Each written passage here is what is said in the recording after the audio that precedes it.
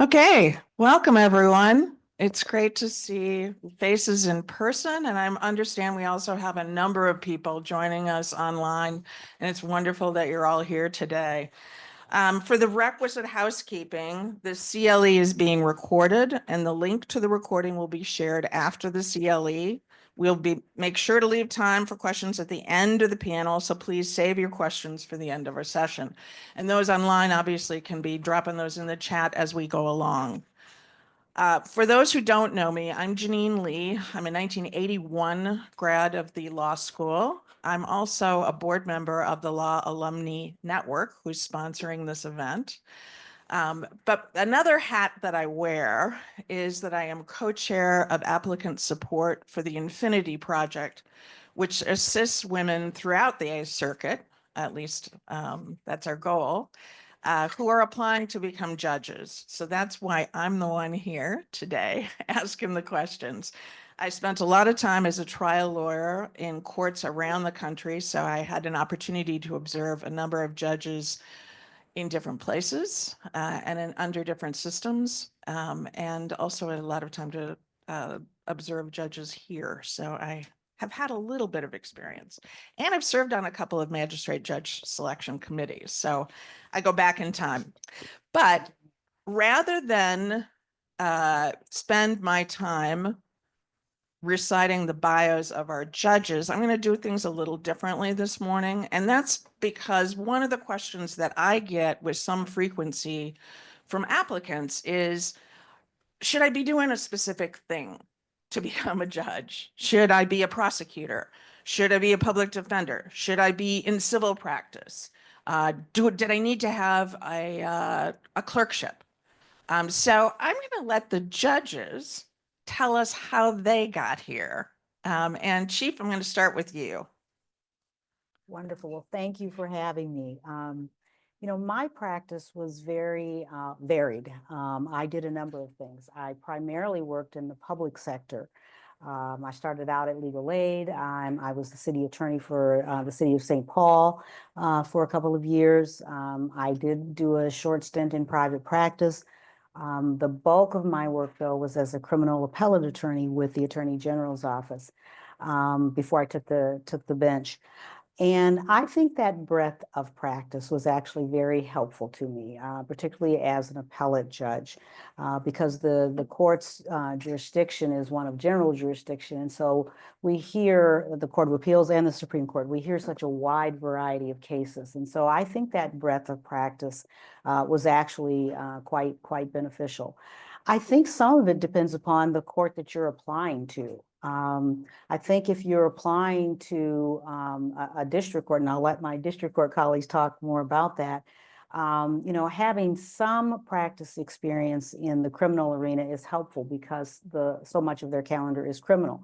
But that said, there's a large chunk that's also civil, and so you need to keep that in mind. But I do think you need to think about the court that you're applying to. If you're applying for an appellate position, though, again, that breadth of practice is actually quite helpful. And so I don't think there's any one thing that you need to have done. But much like the district courts, the criminal calendar for the Supreme Court and for the Court of Appeals is maybe 50–60% criminal. And so just having some exposure to criminal law is helpful. Judge Huey, I think you can give a slightly different perspective on I don't this. disagree with your perspective, but people can make it in other ways if they're lucky. They can. So I have a chemical engineering degree. I went to law school to be a patent litigator. That's what I did. I was an attorney and then partner at a law firm. I clerked for a federal appellate court in Washington, D.C. that has special jurisdiction and didn't do any criminal. So when you apply to be a judge in the state court, they have you fill out these forms. And one of the forms is how much criminal have you done? And the first time I filled it out, it was 0. Second time I filled it out, it was 0. Between some of my applications, I actually took a criminal pro bono appeal, and the third time I filled it out, it was 1 because I had done one criminal thing. So my background was not didn't have any criminal. The good thing about the state court, and especially Hennepin, is they're looking for lots of different kinds of people. So it may be that the cycle that you apply, they say, we really want someone with a deep criminal background, and that's not going to be your spot if you don't have it. But then after a few cycles, they'll say, well, we are looking for someone maybe with a little more civil experience. And so this would be your opportunity. But I do agree, if you want to be a judge, having the exact experience that Justice Hudson said would be the best, but you can make it through other ways too. Magistrate Judge Elkins, you come at this a little differently because your background is, well, I'll let you tell about your background, but the job you have now has a huge civil component. So maybe talk a little bit about how that's worked out for you. So it just struck me how different each of our jobs are as we sit here. That was intentional, I know it was, but I just realized it. So you've got to know the job you're applying for. As a United States magistrate judge, I manage cases and I decide, on the criminal side, I decide constitutional right type cases, Fourth Amendment, Fifth Amendment, Sixth Amendment stuff. But I would say 70% of my practice is civil. However, it is in 100 different areas of law. And so being, just an IP lawyer or being just a criminal lawyer isn't really going to matter, because you have to be able to work with the substantive law that you don't know to decide the issue for the case before it gets to the trial stage. So as a magistrate judge, I'm managing civil cases. I am not doing summary judgment motions or trials. Those belong to the district court judge.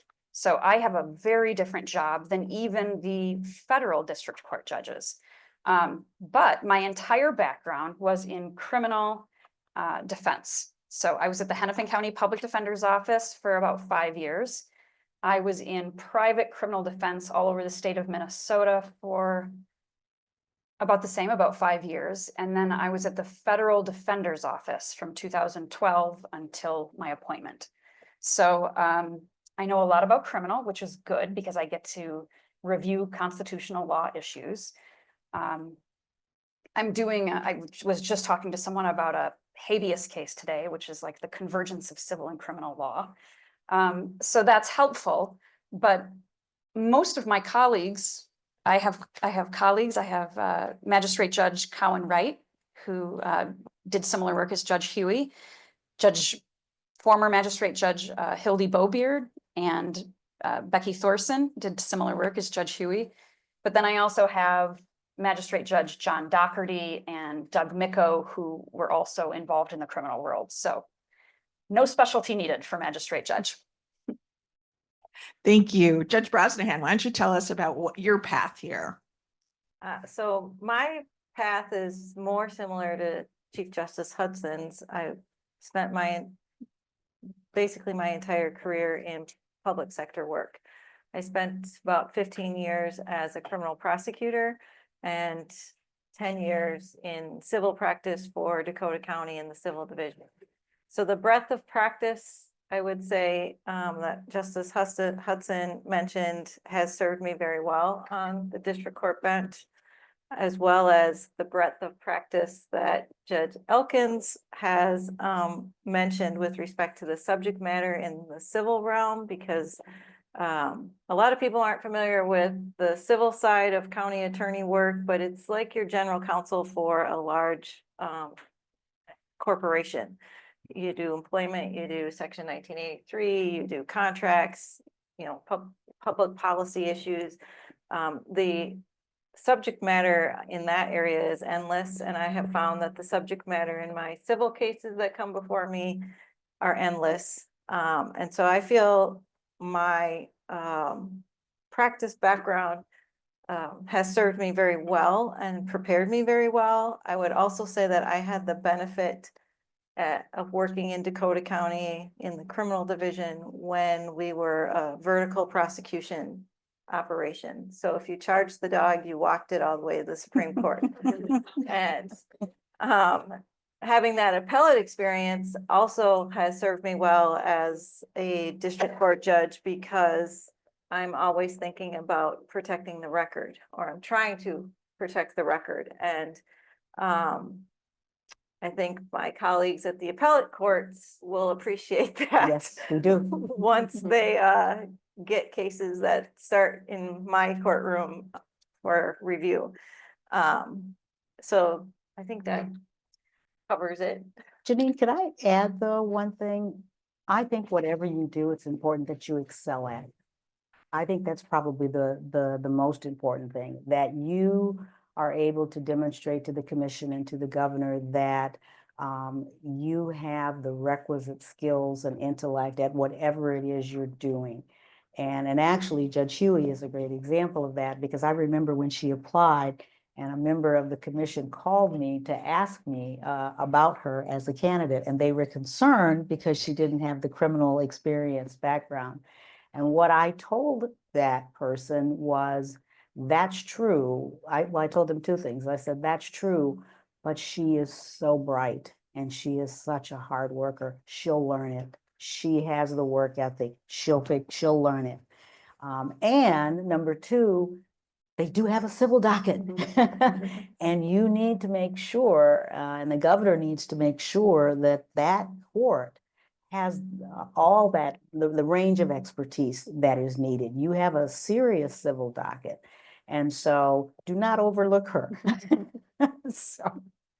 Thank you, Chief. That's very helpful. One of the things that none of you have spoken about so far, but I'm curious about is how important is it to be involved in your community to get appointed as a judge? How important is it to do, say, pro bono work? How does that factor into your appointment and being here today? Judge Huey? It's critically important. And like you said, they, when I applied, the commission members called everyone. And it would have been a real problem if everyone said, never heard of her, don't know who she is. And so being involved in the community is very important. I think the reason that I was able to overcome the fact that I didn't have a lot of experience in the areas of the court that I now serve is because I did a ton of pro bono work, and the pro bono work was in those areas. So right now I'm doing child protection and juvenile delinquency. That wasn't part of my practice, but I volunteered through Children's Law Center. And so I had some experience with that. And again, I did a lot of volunteer work for immigration cases, and immigration is not at the court, but it gave a demonstration of my ability to work in other areas of law. So I think the pro bono work is important, both because it shows that you can master areas that maybe aren't in your practice area. And it gives them the comfort that, I mean, one of the worst things, I think, it's probably the worst thing, is to have a judge in the state court bench that has what you call like black robitis. And so they're very important. It's very important to make sure the person that they're putting on the bench, who's going to be the face of the courts and who's going to be interacting with the public, is someone who really cares deeply about the community. And so they look at that pro bono work as a demonstration of the fact that you really care about the community and you're coming to this from a public service perspective. So there's a 0% chance I would have been put on the bench if I hadn't had a very robust pro bono practice. And I should say this, that is true of people who come from civil backgrounds, people who come from backgrounds where they're working already in, like, for example, public defenders. I'm sure you weren't doing pro bono work because you're not allowed to. That your work was that. So when I'm talking about pro bono, I guess I'm saying for people who can do pro bono, because there are some positions where that's just not an option. Well, they did change the rule, so we can, practitioners can do some that are public defenders or prosecutors, public sector attorneys can now do some pro bono work. But I would say it doesn't necessarily have to be pro bono work. You can be involved in other community activities, whether that's, coaching Little League or,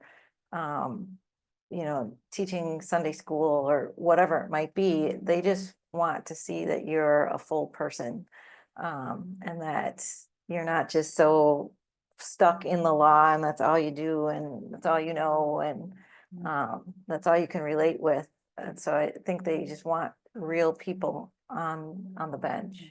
I couldn't agree more with that. I think the pro bono is important, and just the general community work is important, because what the commission wants to know and what the governor wants to know, who are you apart from the law, and who are you as a person?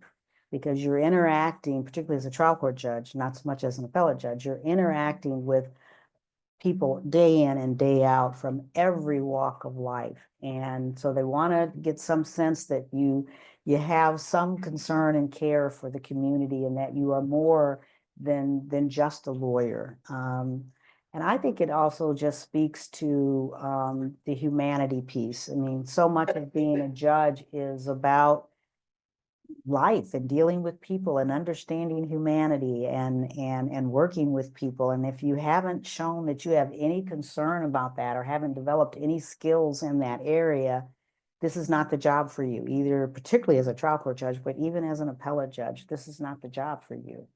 So. Magistrate Judge Elkins, does it differ at all in the federal system? So my job application process was very different, but it's really the same key takeaways. I had to have, I think, 8 personal references to be called by phone. I had to have 10 letters of recommendation, but they really preferred 15. And so they couldn't all be from the federal defender's office or from criminal defense attorneys. But I did volunteer at the reentry court program, which is a program for people coming out of prison, trying to help them acclimate to society by helping them with housing, jobs, family law matters. So I worked with this group and became very close to one of the husband-wife duo that does reentry court support for their mentors for the program called the Kingsman Project. And so I got a letter from the Kingsman Project from a husband and wife team, which was great. I also, with a juvenile case I had in federal court, sorry, I worked very close with the Recidivism Reduction Initiative program in Red Lake. And so I had the director of that program from Red Lake write me a letter. And then I also relied on a couple of friends from law school and a couple of friends from criminal defense. But then also another mother who happened to be, well, she was a University of Minnesota graduate, Annie Alasky. She was Ann Sarah Lovejoy back when she was in law school. Our daughters grew up together. We volunteer coached soccer together. So she was an assistant Hennepin County attorney, but also a close friend. And so she wrote me a letter. So it was just showing who I was as a human, I think, that mattered the most. Like Chief Justice Hudson says, it's showing that you're interested in the community, you're involved in the community, and you have a number of different people from different aspects of your life who can attest to. Yeah, I think it's kind of to your point, I think it's about being able to show all of you. And I had my pastor write a letter because that's my spiritual part of my life is a big part of my life, and I spend a lot of time with my church, and so I thought that would give that fuller picture of me that you might not get from my practice work. And so I agree with you. I think it's showing that, being able to show that whole person. Speaking of the whole person and the skills that are important to the jobs that you do, what would you say are the most important attributes of a judge? And how did you go about gaining those skills? Judge Brosnan, let's start with you. Well, as a district court judge, listening is a big skill. Critical listening, empathy, because in district court, we are seeing people who primarily are in the shadows, especially in the criminal courts. And so even if you can't, really relate to their life experience, you can at least be sympathetic and empathetic to it, and give them an opportunity to, say what they think is important. And sometimes that can be difficult because our calendars are enormous, and, some days we might only have, 3 minutes for each case because we have got so many for that allotment of the session. And that can be hard, but finding that balance of at least giving them the impression that they have enough time to say what they need to say. And the critical thinking, trying to separate the wheat from the chaff on all of these issues, and especially in family law cases, because they will try to tell you all these things that really have no bearing on the actual issue. And so you have to not get swept up into the chaos, because oftentimes litigants want to create chaos, and that's probably why they're involved in litigation. So those are some of the, important skills I think that we need to have on the bench. So just a follow-up on that, how does one learn to be empathetic? Learn to be empathetic.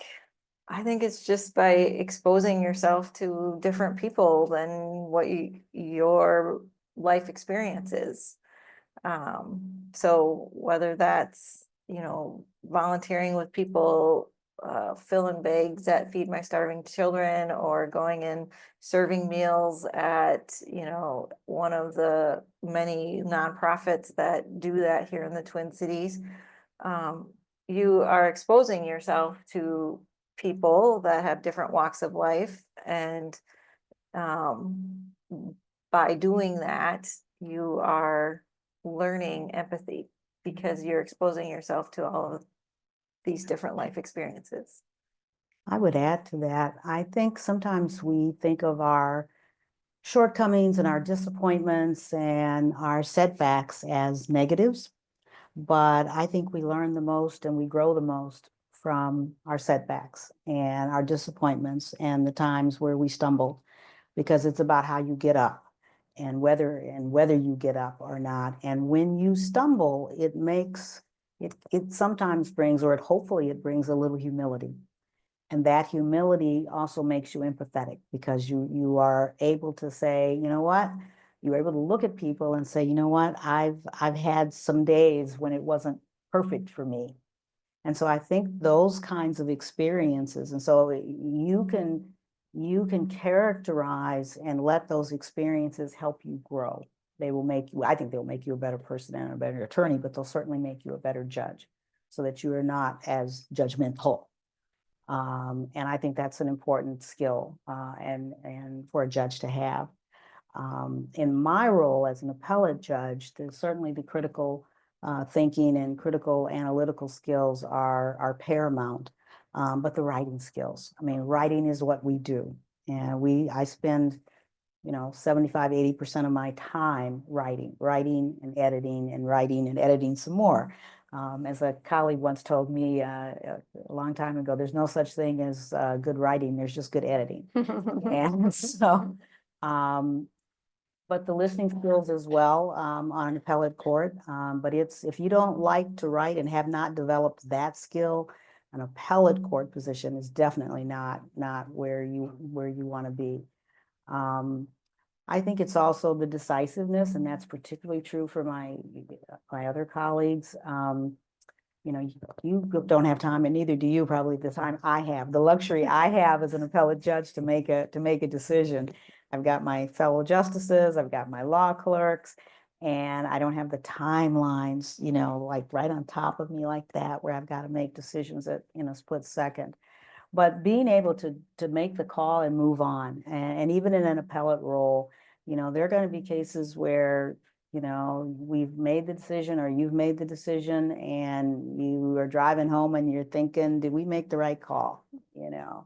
But you've got to be able to make that call and leave it behind.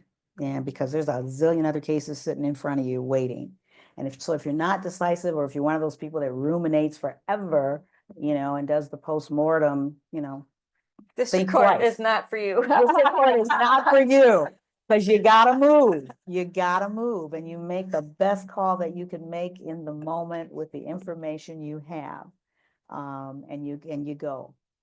So for an appellate judge, I think it's the writing skills, no, hands down, there's no question about that. I agree with everything Helen said. I will say too, I think you have to be able to move pretty fast. The rotation I'm in now, I easily write 6, 7, 8 orders a day, and then I might sign, I don't even know, 20, 30 things in that day. And so my husband will see me like typing really fast, and he's like chicken, poking, I'm writing something, and I'm like, no, you could not do this job. You have to be moving. So I think people who can kind of be thoughtful, but you have to move. And at mine, the jobs are different. I get time to think and write and rewrite it and rewrite it and rewrite it and rewrite it and talk to my clerks and rewrite it again. But yeah, so it's a little bit different in that respect.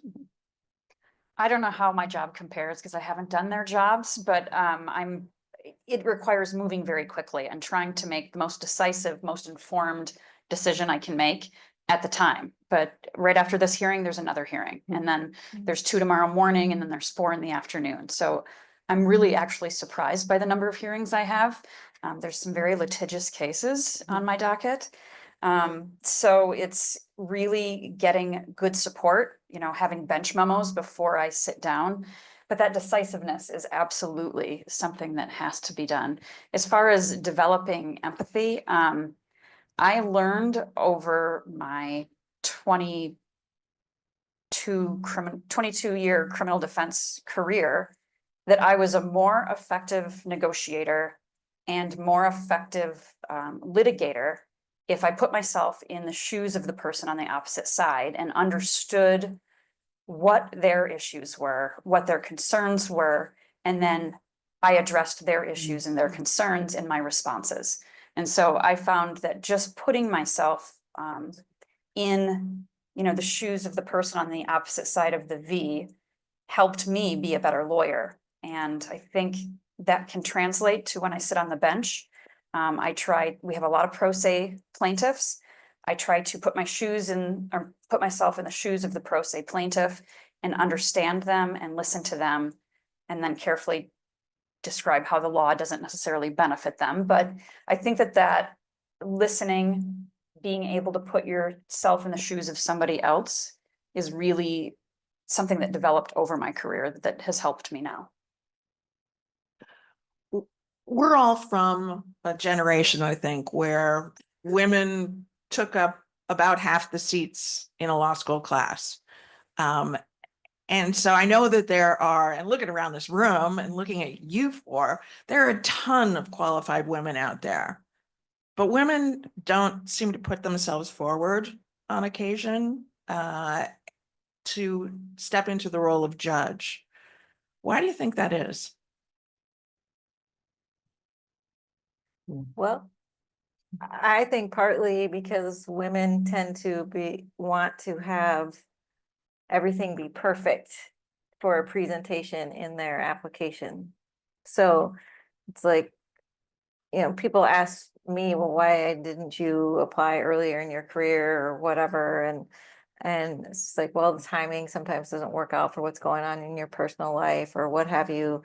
But then it's like, well, I want my package to be perfect. I want to have a balance of criminal experience and then civil, and how am I going to do that? And what career path is going to get me there? And so I think that's part of it, is that we want it to be like that versus I've got great skill sets with what I have now, and I should put that forward because I am qualified. And I think more often women aren't thinking in that mindset of what they actually have to offer right now, and that they are great candidates. I don't know if anybody wants to add to that. I just think you put it more eloquently than I was thinking of it. I was thinking of it as, and making a huge generalization here, but at least for myself, not giving myself enough credit for the skills I have and realizing that I am just as qualified as the really confident male who's also applied for the job, and just not having as much self-confidence in what I know and what I do as my male colleagues. So, you know, I have 2 daughters, and I see that in them too. They're not quite as confident as the young boys in their classrooms. And I don't know how we fix that. But I think for me, I had other women encouraging me. I had actually 2 assistant United States attorneys who I had cases with from the Infinity Project approach me, let's go out for coffee. We think you should be a judge, which was really touching and really was like, what? No one's ever talked to me about this before. This is kind of shocking. But it really came from 2 other women who I'd had cases with that encouraged me to do it. And I don't know if I would have applied for this job without it. So, yeah. you look at the appointees in Hennepin, you wouldn't say that women aren't comfortable putting themselves out No, there. that is true, but I will tell you, as someone who works with women across the state, it's a very different story when you go to greater Minnesota. Well, and I was gonna say, at least my perspective is, one of the reasons we do have such a strong bench in Hennepin is because of the Infinity Project. There's actually an organization that's committed to helping women be successful in, if they want to be judges, get positions on the bench. I mean, you mocked, I don't know how many of a lot of them. So I give a lot of credit to the Infinity Project. And it would be interesting to have two worlds where Infinity Project existed and one where it didn't, and see what the makeup of the bench is like. And I think it would be very, very different. I do think that, so it is what you said, women reaching out and saying, I think you'd be a great judge, you should apply. I do that too, because I see people who I think would be great judges and I reach out to them. Sometimes it's men, KL, it's wonderful, but it is people saying, I think you'd be a great judge, or I'd be willing to mock your oral argument or anything like that. So that doesn't answer your question of why don't women feel like they can put themselves out there, but I think the solution to that problem is what is happening here in this community. We I'm going to give a plug for another Law Alumni Network program, which will take place the week of Alumni Week. So I think it's April 24th. Kendra, you're sitting right there. We're going to do a program on the imposter syndrome, which I think speaks to this very topic. So for those who are interested, there's that resource is out there. We have talked a little bit about how different all of your jobs are. Let's talk for a second about how different the process was. And I know that you can't all speak to the other's process, but the district court, state district court has a different process than the state appellate courts. A little bit. There's a different statute at play. It's like ruled by the Constitution for the appellate courts. And certainly the federal system is different. So let's talk about this from a couple different angles. First of all, let's address just nuts and bolts. So what's involved in applying for a state district court position? Sure. Judge Shuey. Yeah, I can start. You get an email. So first, if you're interested, you go to the governor's website and you sign up for their email updates on judicial things. And you get an email that says there's an opening in Hennepin, so-and-so is retiring. If you're interested, email us. And then you email them and you get this application back. And the application, it's changed over time because I think maybe it was paper and you typed it and now it's a fillable thing. But anyway, and it's long and it has the things we talked about. What percent of your practice is civil? What percent of your practice is criminal? You know, what have your jobs been? What's your education? What awards have you gotten? And it's very long, right? Articles that, you know, when have you talked, and, you know, lists all these. Then it lists people that you've been opposing counsel to, lists some references, and it has this, again, all this information about you. Then it has questions that you kind of fill in little paragraphs on. And then in addition to that, you are allowed to submit 10 letters of recommendation and a cover letter. What I did was they didn't request it specifically, but like a table of contents. And then I had like the people that were my letters of recommendation and their email address and their phone number. And then you submit that, and that's your materials. And like you, my letters were 10 people that were from, you know, someone from the federal bench, someone from the state court bench, someone I went to law school with, someone I was opposing counsel to, someone I worked with, someone that I was on a board with, you know, a client I did some pro bono work for. And then I applied multiple times. I went to the governor 3 times. The next time I applied, I put a whole new list. Okay, I have a new person from this part of my life. I was really running out of people by my 3rd round. And then I would, with my table of contents, it was, here are the letters from this time. Here are the letters I've submitted last time, just to remind you if you want to see them. And they keep them allegedly. So it was here are the people who support me, but I want you to also feel comfortable to call any of these people. The one thing I will say is being a judge wasn't on my radar for a very long time. And when we were talking about empathy, the one thing I was thinking about is I think empathy often comes with age, with life experience. I think my pediatrician once told me that like all little kids would be qualified as sociopaths because they only care about themselves. And it's when you become older and you have life experience that you become like a full person. But anyway, so it wasn't on my radar when I was a young attorney, but it was something that I became more interested in. And when I was applying, I was never more happy than that I was always the good cop in our litigations. You know, we had someone, I'm going to call opposing counsel and yell at them. maybe I can call them first and see if we can work this out. Because they're gonna call everyone, and I was like, oh my gosh, I'm so glad that there's no one on my list that's gonna say really bad things that I knew of. But it wasn't something that I had planned for. So we talked about all these things you should be doing. If you want to be a judge, you should try to get along with everybody, because you do not want someone calling the governor's team and saying, let me tell you what this person did. Let me tell you this email they sent me. Let me tell you about, how many times I've had to file sanctions motions because they won't provide discovery. You don't want to be that person. And there are a lot of people who I think are good lawyers who've applied to be judges and gotten cratered because of some, I mean, not unethical, but just personality issues that caused the committee to say, there are a lot of qualified people. I don't know if I want to take a risk on someone who, behaves like that. So I'm assuming your path was similar.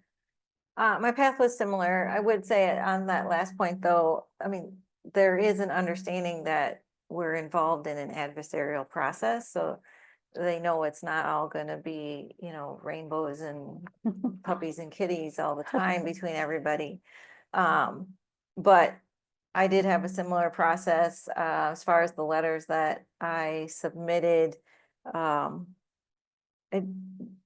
think I might have only had 3 lawyer judge type, and the rest were people that were from other parts of my life, or could be considered clients, in the sense that a public attorney can have a client.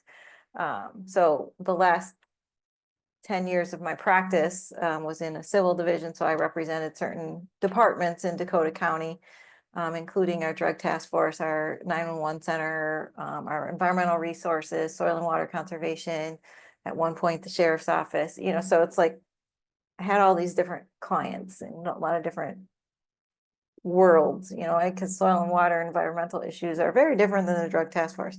But I had people like that, and then of course people from outside of my legal world, people who know me as from either not being an attorney or other parts of my life. So, and I didn't submit 10. I think I only submitted 7 or 8. So The process for the state district court is actually governed by statute. There's a statute that establishes the Judicial Selection Commission, and they have certain obligations and rules that they have to follow. And there is a whole statute out there. It's very easily accessible. The governor's website talks about it, the process at length, and as does the court's website. So be sure that you take a look at that. It gets a little different with the appellate court, Right. because that commission is not in charge of appellate Right. appointments. I was just gonna say, it's, what's interesting in Minnesota is that most of the recent governors, certainly Governor Walz and Governor Dayton, and I would say, I think Governor Pawlenty before that, although they are not required by statute to use the Judicial Selection Commission for appellate positions, most governors do. So you're still going through that commission framework, and there are 49 members on the Judicial Selection Commission. It's headed by Aaron Sinberg Porter. The governor appoints half of them, and the Chief Justice of the Supreme Court appoints the rest.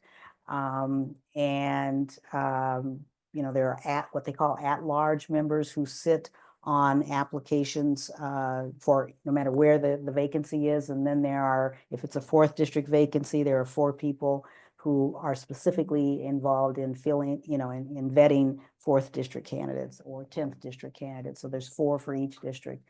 And so once you get those applications together, it's going through the commission process, and they will select semifinalists and interview those people, and then select finalists, maybe 4 or 5 people that go on to the governor for a governor's interview. At the appellate level, I frankly do not remember. I think I filled out that same application when I applied to the Court of Appeals, because that was back in 2002. So this is going back a ways. And I believe I also filled it out when I applied for the Supreme Court. But it was used, I think it was just optional. And again, but Governor Ventura appointed me to the Court of Appeals. He used the judicial selection process. And Governor Dayton appointed me to the Supreme Court. He used it. Governor Walz used it. So I think you can anticipate, even if you're applying for an appellate position, it's probably still going to go through that process. And I think that's a good thing, because one of the things the commission does is it takes out a large part of the politicalness of the process. There's still some, because it's just life and that's the way it is, but not nearly the way it used to be. So if you didn't know so-and-so, you might as well not put your name in. This is a much more open and transparent process, because I didn't have those kinds of political connections when I applied to be on the Court of Appeals. I just didn't have those. So I think that is a good thing. The piece about, your references, and I think Rachel touched on this, think about before you apply, whether it's to the appellate court, and maybe in particular at the appellate level, who do people say you are? What is your reputation in the profession? Will people say you're a jerk? And that you're the one sending the discovery on Christmas Eve, or you're the one that will never give another attorney a break, or you're the one that is screaming at people and treating opposing counsel despite the adversarial nature of our profession, because it is that, and it isn't going to be puppies and kittens all the time. I totally agree, but how we treat one another is so important. And unfortunately, one of my biggest concerns as chief is I see, and I've been practicing now almost 40 years, the incivility in our practice, in our profession, is staggering. And so be assured that the commission members are going to be talking not only to the references that you listed, but some people you didn't list, because they really they're digging. They are digging. They're asking around, and they're looking for people to see, how do you treat the secretaries? How do you treat the janitorial staff, the folks that can't do anything for you? And as well as how you treat opposing counsel. And so be thinking about when for those of you who are new in your practice, or students, your reputation in the profession starts the minute, in fact, it starts in law school. It actually starts here, because sometimes they'll call professors, what were you like in class? But certainly the moment you walk out of the doors of this law school, you are building your reputation. How will you be known? What level of integrity do you carry? And that is a part of that application process. And because they're like you say, there are lots of other people they can go to. They don't need the jerks. They don't need the people who take up the oxygen in a room, and they're the smartest person there. Even if they are the smartest person there, you don't have to show you're the smartest person there. So it's important. It's important. Now, Magistrate Judge Elkins, I know there's a very different process. Actually, I go back far enough that when I was on my first committee, they gave us actually a hand copy of the statute that governs magistrate judge selection. So there's a statute, I know, and actually this is timely. The federal lawyer just did a publication on United States magistrate judges. So there are lots of resources out there, and the website actually has a great presentation, panel discussion on there that you can watch, and it'll describe the process for you. But I want to hear you talk about what's involved. Well, I'll try to use this segue, because in addition to the application process that I talked about before with the 10 to 15 letters of recommendation, we also fill out a form. I get hired by all of the district court judges. So for those of you who don't know, district court judges are appointed by the President of the United States. So talk about political. Yes. That's not the job I applied for. So I did not have to go in front of Congress and be cross-examined. I applied to be a magistrate judge, which means the district court judges sit around in like a horseshoe and question me after I get to the final interview. Those are the people that hire me. Judge Jerry Blackwell was the one who vetted me, which means he went through the docket to see all the cases that I'd appeared on, and he cold called people about me. So remember, if you stay in the Twin Cities, it's a small legal community, and your reputation has to be protected. You know, you aren't going to leave something behind, and there are people involved in every type of law that could get a phone call about you, and you have to have a good reputation. I have no idea who he called. He asked if I wanted to see it, and I said, he said, it's good, it's good, it's all good. And I'm like, well, let's wait till I'm having a bad day and I need to hear good things about myself. But so that first round, one of the district judges gets assigned to vet the applicants. And so he vetted me. And then I have to go through an FBI background process where they wanted to talk to 2 of my neighbors. I had to give them 8 law enforcement references. And when you're a criminal defense attorney, all you do is cross-examine law enforcement officers. So I had to find 8 where we worked together and they liked me and would recommend me to be a judge. So it really does matter who you're interacting with. Are you fair? Are you, I mean, you can still be a zealous advocate. You really don't have to give anything up by trying to maintain a good reputation. Just, you know, be the person that you want to work with. Like, who is on the opposite side of you? Is that someone you are fine working with, even if you disagree about stuff all the time? I just think that it's such a small legal community. You really have to be careful with your reputation. But I passed, obviously, the FBI background check, so. But it's that vetting. It's exactly what you were talking about. I would like you each to reflect a bit about how different it was to apply to be a judge from any other job that you've had.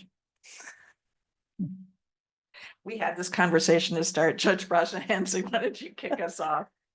It is unlike any other application process. And if you ever do any employment law work in your practice before applying, your head internal conversations when the questions are coming at you, are you really wanting me to answer that question? Because they ask questions that no other employer would ever ask. And I mean the questions about like your personal background. They don't ask political questions or what your position is on an issue or anything like that, but they want to know about your family and they want to know about your life experiences, personal life experiences versus professional life experiences. And so it was very unusual and then very uncomfortable because at least for me, on some level, I felt like I was exploiting some of my personal life experiences,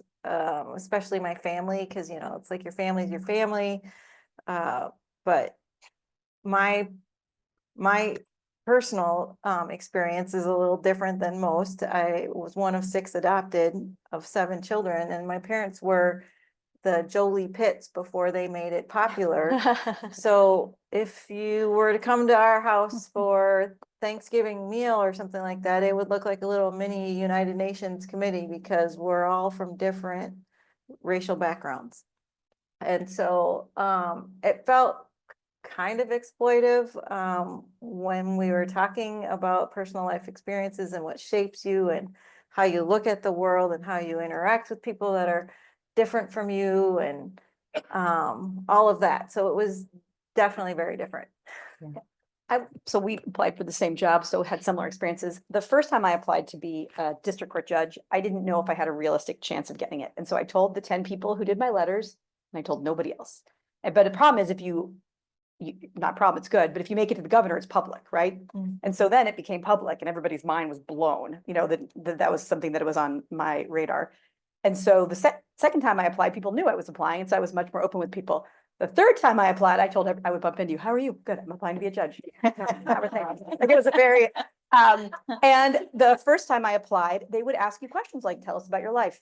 I'm a very good lawyer. I was a very good law student, blah, blah, blah. And then by the third time, you're like, my children are my everything. And I want to be out of place. And so in my third interview, I mean, I'm not a very emotional person, but I was crying like a baby. And Aaron Sibert was like very common, just like because when you're going through the process, it's an emotional experience. You're putting yourself out there. You are letting them go through your kind of your personal experiences. And then how I got to kind of a comfort with where we were at was the governor doesn't know me, but he wants to get a sense of who am I when I'm going to be on that bench as a person. And part of that is, how do I feel about my kids and like, what is my motivation to do this? And so it was the weirdest job interview I've ever had in my whole life. But it was a great experience. I have the highest respect for the way that we appoint judges in Minnesota. The merit, we were talking about this before, the merit selection process is, I think it works really well. I think the commission does an amazing job. I have seen firsthand people who've come and been appointed after me, and they're all really, really fantastic judges. And so we all have different paths about how we came to this point, and then we're, doing the same job with these different perspectives. So it is an interesting experience. It's also weird if you go to the governor and you don't get it, to go back to your day-to-day job and be like, so let's set a trial date on that case. And everyone's like, well, aren't you applying for a new job? I'm like, maybe I won't get it. And so that was also an awkward kind of part of the process. I think too, I agree with what my colleagues have said, but I think it is such a unique process because of what judges do, the unique role that judges play in our society. I mean, when you think about what we are asking judges to do, you are making decisions about the most critical aspects of people's lives. You're often seeing people as trial court judges and as magistrate, at the worst point in their lives. But the decisions that you're making are life-changing for these people. Whether it's criminal, whether it's a complex civil litigation, you're making life-changing decisions for people. And so we ask a lot of our judicial officers, and the interviewing process, excuse me, is an attempt to make sure that the right people who have the right temperament, who have the right sense of fairness and integrity and temperament and judgment are the ones that are sitting on that bench making those calls. And it is a very, bizarre process. I think what you also hear, particularly from Rachel, and I share that experience. I mean, I was successful in my first attempt on the Court of Appeals. I got it the first time I applied. That was not true when I applied to the Supreme Court. I applied 3 times, and I almost didn't apply that 3rd time. And so some of it's perseverance. If you think this is the thing for you, and you think this is where I want to be in, and I think I can do this, and I think I have something to give and something to contribute. But it's hard to keep applying, because even though the rejection isn't personal, because it's a factor, it's a decision that's born out of a number of factors. Who else is in the pool? What the court needs at the time. I mean, all kinds of things. It isn't personal, but it feels personal because you have given so much, and you, as Rachel said, you have opened your life to people and shared things, and they've asked other folks about you in ways that are even and certainly at the FBI is probing into Right. your life. I remember I was at the AG's office when Judge Donovan Frank, he's a senior district court judge, and he applied, and he and I have been friends for years. And the FBI came to see me. And I mean, they personally came to see me to talk about Judge Frank, right? Or Donovan Frank. And that was eerie, just being interviewed by the FBI. I wasn't even applying for the job. My neighbors weren't thrilled about it. No. And they were smooth, because he was like, well, tell us about Judge Frank. Have you ever been to dinner with him? Where do you think he goes when, and I mean, it was, so you're opening up your life to people. And that is a very, very strange experience. But my motto about applying again is closed mouths don't get fed. And so if you think it's for you, get back up on the horse and persevere and go for it again. Let them tell you no, make them tell you no. I'll say one of the good things is the commission, my impression is, does a good job of being like, we think you're a great candidate. We would love to see you again versus sorry. And so they do a good job of encouraging people that they think have a shot. And so that's something else too. If you're applying or thinking about applying, you get a sense of, is it my time? Something else I'll say is they send people to me all the time to talk about, I'm thinking about applying. What do you think? And I kind of go through, how old are you? How long have you been practicing? What does your practice look like? Are you doing pro bono? And so, if you're thinking about applying, you can always reach out to people who've done it and kind of get their kind of vibe on how things are.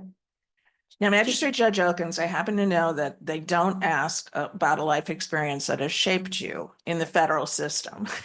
But how did you react to the whole application process as opposed to any other job you've held? Well, they do, they want personal experiences. They want to know who I am outside of the courtroom. Now, I joke that it was the longest job application process I've ever had because the people that were interviewing me, all the district court judges, I'd been appearing in front of all of them for 12 years. So they already knew if they liked me or didn't like me, or if they thought I was a good lawyer or a bad lawyer, or, and I really thought I had all of them. There was one I was like, I'm not sure he likes me, but the rest of them I pretty much knew. I had great experiences with them. And I had just tried, I think right before my interview, I had a trial with Chief Judge Schultz, like the week before my interview. And so I had been, a zealous advocate for my client. It got a little heated at times, and I knew that next week I'd be sitting in front of him for this job interview. So that was unnerving, but I did know everybody in the room. Great advice in my first mock interview with the Infinity Project is we went through the questions that we kind of knew they were going to ask. And they're like, I think it was you, actually, Janine, I think it was you that said, that's all great, but who are you? Like, you're not giving us anything personal about yourself, and you have to give that up. That's what they want to know.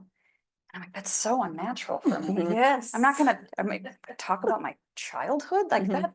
It's not what you do in a job interview. So I got great coaching on that. And I think that made a difference because they all knew me from the courtroom. They didn't know a lot about my life experiences. Okay, this is going to be the last question I ask, and I hope that there are some questions that are floating around in the ether, but I haven't seen them yet. But the last question I'm going to ask is one that you all should be very familiar with. Why is it that you wanted to be a judge?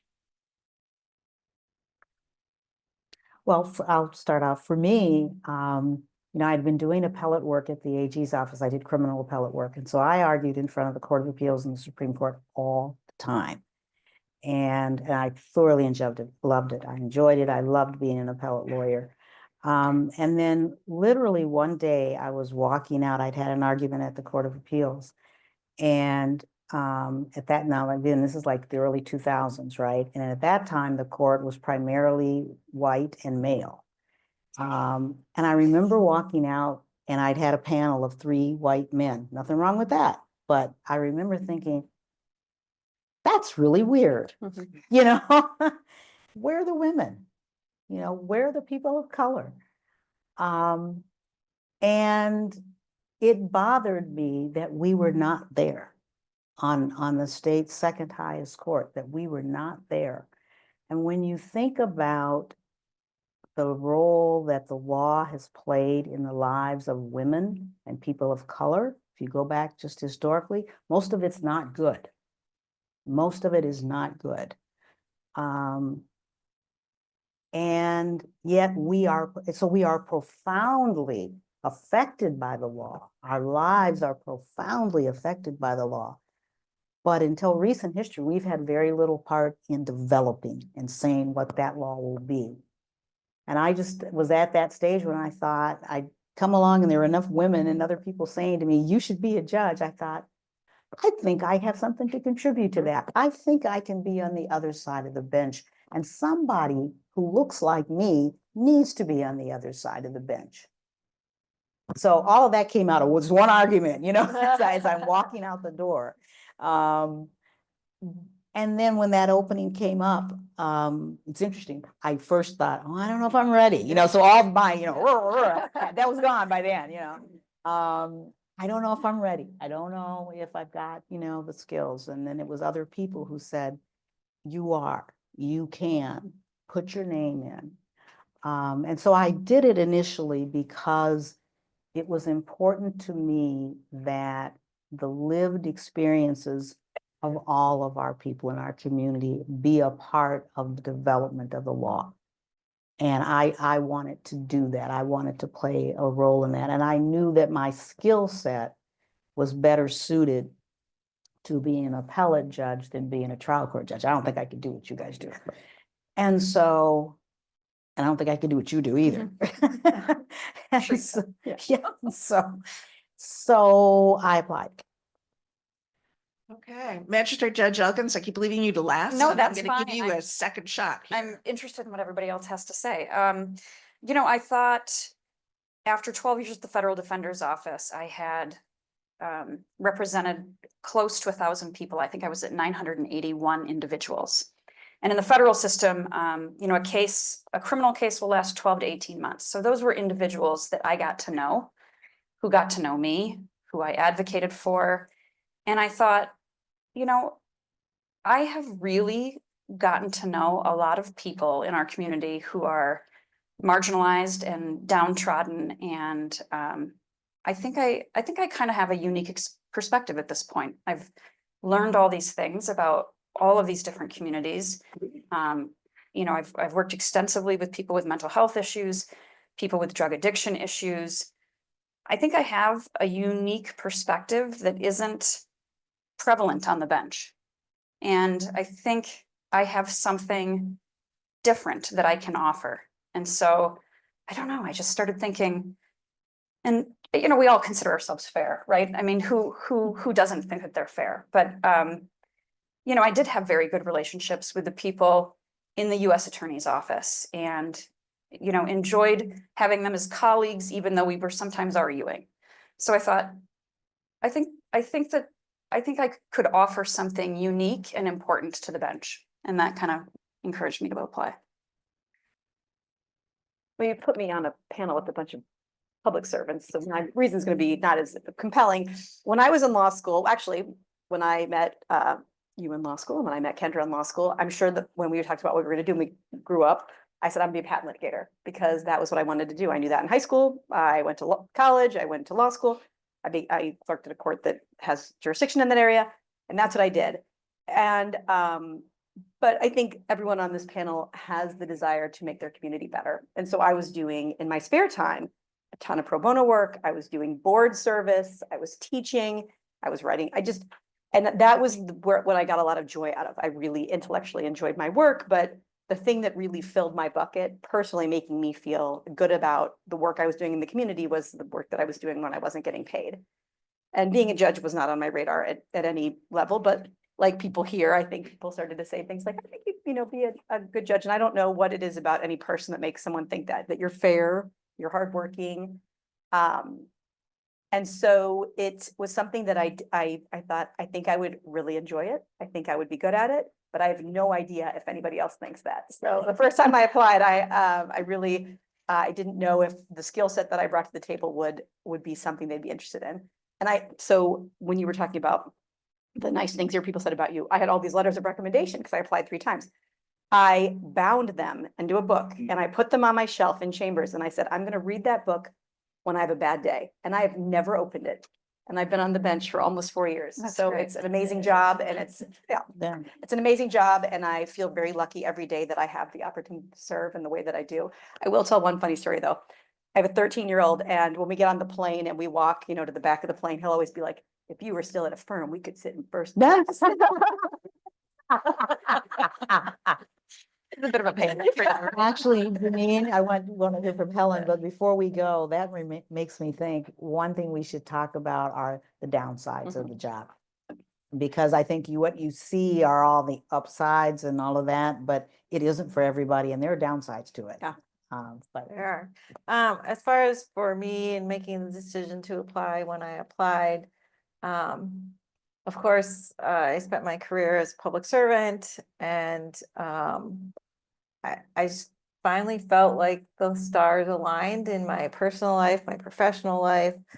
I had put together that, you know, perfect mix of criminal and civil and appellate work, and I think I'll be a great candidate, and I know I could do the job well, and that I could, you know, serve my community in a different way than I had been the previous 20-some years. And so that's why I made the decision to apply when I applied.